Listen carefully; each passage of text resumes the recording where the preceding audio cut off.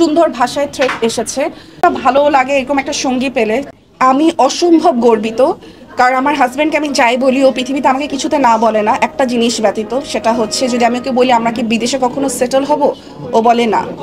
আমি কখনোই, আমি যদি এখানে থালা বাসন মাঝি কোনো রেস্টুরেন্টে, আমি তারপরও এখানে থাকবো, আমি কাজ করি না করি আমি এখানেই থাকবো, আমি আমার দেশ ছেড়ে কখনো যাব না। আপনারা যদি আগামী 20 বছর পরে ওকে একই প্রশ্নটা করেন, ও একই বলবে। হয়তো বা আমার প্রেশার বা ফ্যামিলির প্রেশারে কিছু হয়তো ওকে করতে হতে পারে, যেটা আমিও আসলে চাই না। আমি এই কারণে বিদেশে পড়তেও যাইনি, কারণ আমার কাছে মনে হয় যেখানে আমার ঘাঁটি, যেখানে আমার সব নিজের ভাষা সব কিছু, সেটা ছেড়ে আসলে আমার পক্ষে যাওয়া সম্ভব না। আর ও তো আরই না।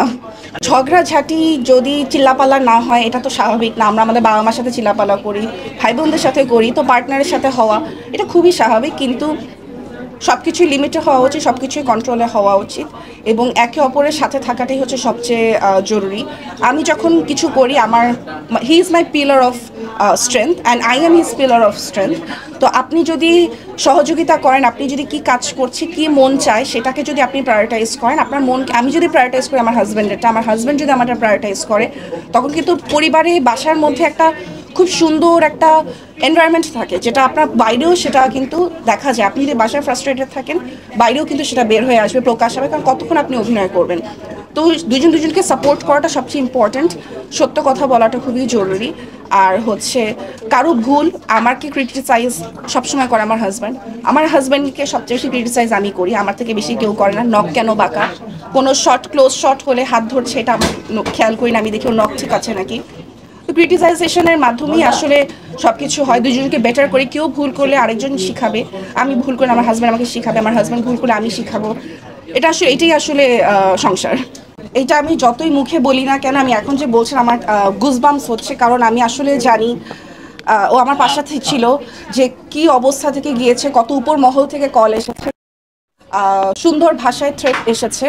কিন্তু সেগুলা যখন আমি প্রচুর কান্নাকাটি করেছি, কারণ আমার আসলে ওই সব, তারপরেও আমাকে বুঝিয়ে ও খুব এই জিনিসগুলো ও কি কাজ করে না করে এগুলো কখনো ও মিডিয়ায় বলে না। ও সব মাস্ক পরে বের হয়, একটা টুপি পরে বের হয়, যাতে ওকে কেউ না চিনে, কারণ ও চায় সবার মধ্যে একজন হয়ে থাকতে। ওকে নিয়ে লাফালাফি হবে, ওকে নিয়ে নিউজ হবে।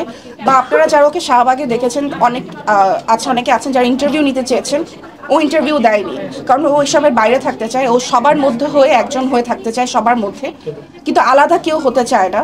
তো এই কারণে ওর জায়গা থেকে ও সবসময় করে। ও আগের বন্যা যখন হয়েছে, ও ফিজিক্যালি গিয়েছে, ও ত্রাণ দিয়েছে, বাট এটা আসলে কেউ জানে না। আমি এখন বলছি কারণ এটা নিউজটা বের হয়ে গিয়েছে।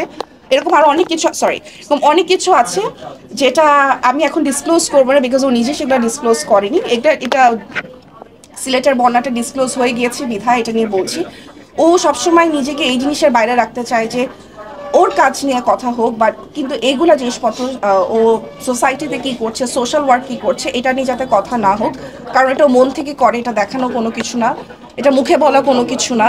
যেটা আমরা অনেকেই দেখি, একটা কাজ করার জন্য 50টা ছবি তোলা হয়, 50টা ভিডিও করা হয়, সেটার পুরো বিপরীতমুখীও। ও চায় না কেউ ওকে চিনুক, কেউ ওকে বুঝুক, কেউ ওকে জানুক। ও না চেনা অবস্থায় কাজ করে যেতে চায়। তো যেটা আসলে আমার একটা মানুষ হিসেবে কতটা ভালো লাগে এরকম একটা সঙ্গী পেলে, সেটা আসলে আপনারা হয়তো বা বুঝবেন, বা চাই না কতখানি বুঝবেন, বাট খুব ভালো লাগে, খুবই খুবই ভালো লাগে। আমার দৃষ্টিকোণ থেকে শিল্পীদেরকে নিউট্রাল হওয়া উচিত, কিন্তু যখন দেশে এরকম একটা সিচুয়েশন থাকে, সত্যকে সত্য বলা, মিথ্যাকে মিথ্যা বলা, যেটা দেশের সিচুয়েশন না যেরকমই হোক না কেন, সত্যকে সত্য, মিথ্যাকে মিথ্যা বলতে হবে। তবে যেটা আমি বললাম, যখন আপনি এত মানুষের কাছে একটা পরিচিত মুখ থাকবেন, আপনাকে কিন্তু উপর মহলের মানুষও চিনবে। সেখান থেকে আপনাকে কি প্রেশার দেওয়া হচ্ছে, তারা কিসের সম্মুখীন হয়েছে, এটা কিন্তু আমরা কেউ জানি না। আমরা তাদেরকে নিয়ে কথা বলছি, তাদেরকে নিয়ে অনেক কিছু বলছি, হয়তোবা তাদের পিছনের স্টোরি আমরা জানি না, হয়তোবা তাদেরকে কিছু বলা হয়েছে, কারণ কিছুর পক্ষ থাকলে সেটা বিপক্ষ থাকবে, বিপক্ষের পক্ষ থাকবে, এটাই নিয়ম। তো ব্যাক স্টোরি কি আমরা জানি না। তবে মুখের ভাষা, মুখের শব্দ চয়ন আমাদের নিজেদের হাতে, সেই শব্দ চয়নটা সঠিক ও সুষ্ঠু হওয়া উচিত ছিল, যেটা কিছু ক্ষেত্রে হয়নি, সেটা কিছু ক্ষেত্রে ব্যাঘাত ঘটেছে, সেটা হওয়াটা আসলে উচিত হয়নি।